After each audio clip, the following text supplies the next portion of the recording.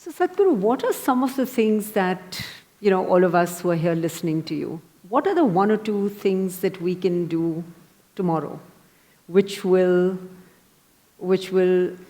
increase this level of awareness, perception, thoughtfulness? Oh, you're talking about a takeaway, huh? In a sense, but an enduring takeaway. It's not lighthearted, it's not, because we've heard a lot, and I'm sitting here and saying, okay, so what do I do differently tomorrow? Let's say to learn ABC, the 26 alphabets. At least if you learn the Indian languages, you know 54, whatever. 26 alphabets. How long did you take to learn to write them properly in their proper order and use them whichever way you want? How long did you take? Oh, I'm still at it. A long time. At least 3-4 years minimum. Yeah. To learn to make sentences and use the way you want, maybe you took 12-15 years. Much longer than that, yes. So you gave so much just to learn some wordcraft. But to know something about the fundamental nature of your existence which could just change you dimensionally, you want to know it in 2 minutes. Why are you so unfair? No, I only want to know where to start in 2 minutes. Okay. Where to start? Just do this much. Before you go to bed today, one thing is, every hour, okay, remind yourself. Right now, it's going to be 8 o'clock, remind yourself, wow, I'm still alive. No, don't laugh. So many people who go to bed today will not wake up tomorrow morning. More than 1 million people on the planet will not wake up tomorrow morning. Tomorrow morning, suppose you wake up. Yes, who knows? You always think it's not me, it's going to be somebody. Very cruel. Tomorrow morning if you do wake up, first check, am I really awake, alive? I'm still alive, wow. Don't have to do anything, don't scream or something. At least one big smile, okay, I'm still alive. Over 1 million people didn't wake up tonight, but here I am, alive. Fantastic or no?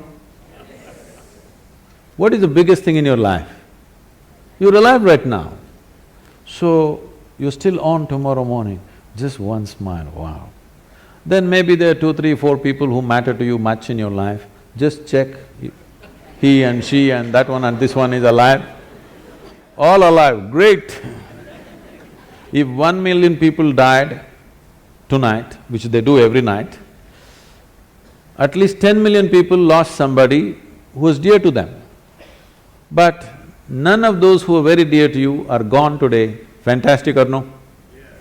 Another big smile, don't tell anybody. Just smile, okay. Great. 8 o'clock in the morning, wow, 8 o'clock, still alive. Every 1 hour, just do this exercise, okay? Every 1 hour, just remind yourself, check, on.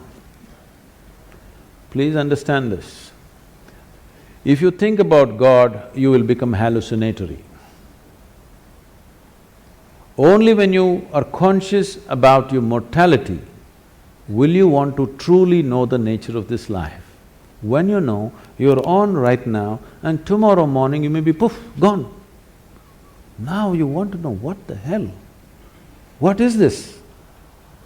I'm real right now, but tomorrow morning, gone. So many people who are so real and on, suddenly gone. Can't believe, where did they go? But you thought about it for 10 minutes and then you got busy. You had to text, my father is dead. But remind yourself of your own mortality, let the question deepen.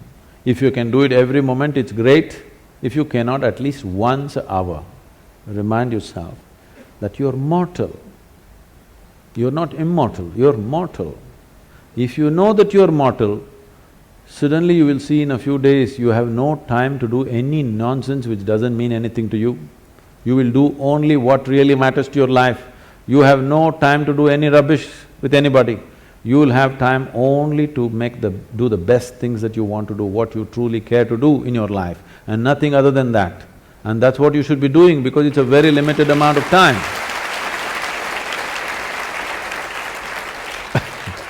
I want you to know, it's a very brief life. That is if you're a joyful person. If you're a miserable person, of course it's a long life. So, if you're joyful, if you live for 100 years, it's gone too quickly. If you're miserable, what a long life you will live, you know. So it's a very brief life. You should not be doing anything other than what truly matters to you, isn't it? Yes or no? Yes. But you're doing so much nonsense which doesn't mean anything to you simply because you think you're immortal. Otherwise, people are saying, no, I will live up to 80, maybe 100, so I will do this at 70, I will smile at my neighbor when I was 75, you know, when all my work is done. When all the property issues are settled, after that I'll smile at him. There is no such guarantee. Has anybody here come with a guarantee card for 2 days? No, you could be dead tomorrow morning. I'm not wishing that, I bless you with a long life, but it's possible, right? Every day it's happening to 1,000,000 people means, can't it be you and me tomorrow morning, I'm asking? Yes or no? Yes. If you are conscious of your mortality, becoming aware will naturally happen because the significance of being alive will blossom. You used all kinds of words which are straight from the American coast, mindfulness, awareness, mental alertness. No, you need to separate these things. Being mentally alert will help you to survive better. If I'm mentally alert, I can drive better, I can do my work better, I can do something else better. It's survival. Awareness is not about survival. When I first asked you the question, how do you know that you're here? You went around and then you said, I'm conscious. Only because you're aware, you're alive. Your awareness is aliveness, your aliveness is awareness. The question is only about how alive. Lot of people think if they're 50% alive, it's pretty good. Yes, you can survive 50%. But you need to understand, if we want to torture somebody, if you want to torture somebody, what would you do? You'll kill them? Suppose you got employment in hell, let's say. You are given the job of torturing people. What will you do? Kill them? Hello? No. No. Keep them half alive.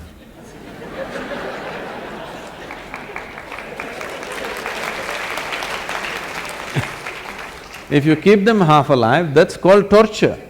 So right now this is called self-torture. Maybe you're preparing for employment elsewhere. Because right from the age of 2 or 3, people, your parents are asking you, what will you become, what will you become, what… Well, I'm born as a human being, I'm supposed to strive to become a human being. See, every life on this planet, whether it is a bird, if it's a worm, insect, bird, animal, tree, whatever, every one of them is striving to become a full-fledged life, and that's all. A worm is trying to be a full-fledged worm, a tree is trying to be a full-fledged tree. That's all a human being also, to become a full-fledged human being. No, what will you become means what kind of job will you get from the age of 3? This madness has come because of this, whatever the last century of poverty in the country, people are so deprived and they think if they don't have a job, they won't eat anything. You know, it comes from a certain poverty consciousness, we must pass it, that generation is past. Right now, if you have a few brain cells working, you can make a living. Yes? You don't have to be qualified for anything. If you have a few brain cells working in your head, you can make a living. That's not an issue anymore. There was a time it was like that, it's no more like that. It's time we leave that. It's not about what you will become, how you will be. What will be the experience of your life? Will it become the peak experience or is it just a mediocre nonsense? This is the question. Because once you have come as a human being, whatever happens, it's not enough, something more needs to happen, yes or no? You may think you're doing different things. The man who goes to the temple, the man who goes to the bar, the man who goes to work, the man who goes to conquer the world, every one of them is just seeking a larger slice of life. Some people go to the mall, some people go to the PDS, just like that. Some people think it comes free in the temple, so they go there, somebody else go to conquer the world, somebody go shopping. What is it that you're trying to do? Just trying to have a larger slice of life. But it doesn't matter, if you gather the whole world around you, you will not have a larger slice. Your larger slice will happen only if your ability to perceive is enhanced. If your ability to experience is not enlarged, then you can have everything around you, still your experience is the same. Modern life is just that. No other generation had the things that we are having around us. Most homes are looking like a warehouse. Because they're shopping trips, they don't know where to keep it, everything is falling all over the people, there's no place for the people, full of things. But does it bring well-being or happiness or anything? No. You cannot determine the experience of what's happening within you from outside. It has to happen from within. And it is how enlarged your experience is how big your life is. Not about socially how big people think you are. That may work socially a few things for you, but it doesn't work in terms of life. So when we say awareness, we are talking about the essential ingredient of life, because only because you're aware, you're alive, isn't it so? Yes? Now the question is, how alive? If we have to use an analogy, right now this light is, blinding me. Now, if you reduce the voltage, it'll be like this, it'll light up only that much. But they want it to light up everything, so they turned up the voltage. So if you turn down the voltage, you'll see only this much, if you turn it up, you'll see that much, if you really turn it up, you'll see the entire hall.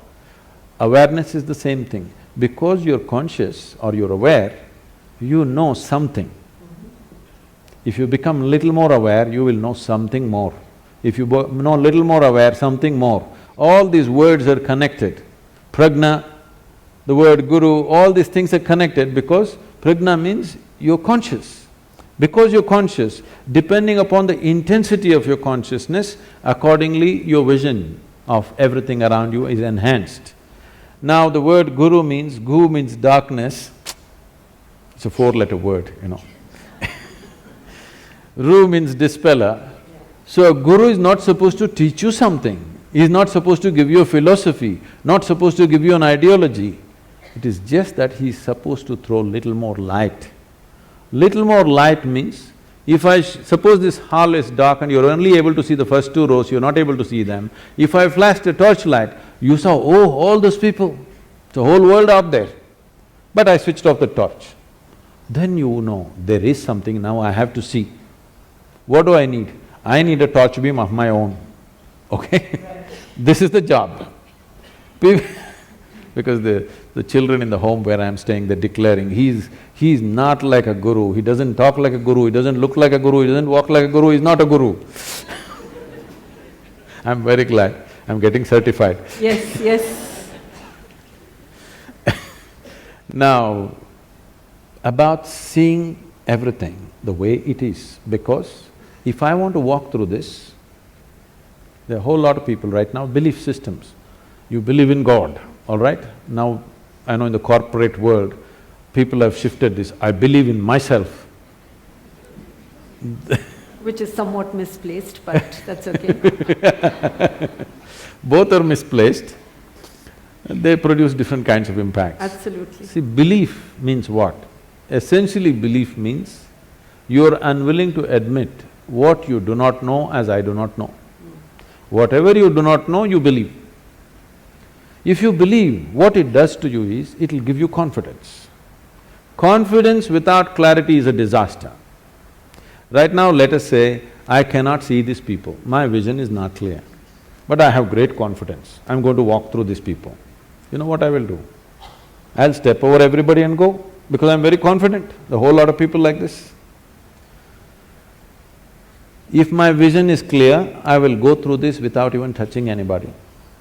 If my vision is not clear, and I have no confidence, I will ask, please can somebody show me the way? But now I have no clarity, but I have confidence. It's a disastrous process. So believing in God, believing in yourself, believing in anything means, it's just a B word, you know. You're just bullshitting yourself about something that you do not know. Right, right. What is the problem? What I know, what I do not know, I do not know. What is the problem with this? If this much sincerity enters your life, come to this much.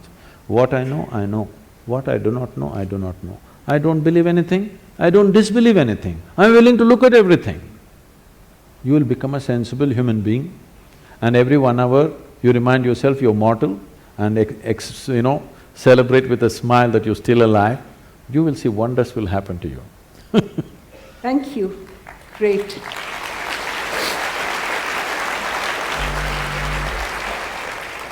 So even a free-flowing… It's 8 o'clock. No, we have more time, we have more time. I was just going to say… I'm not saying that, it's 8 o'clock, you're still alive, wow! We are all alive.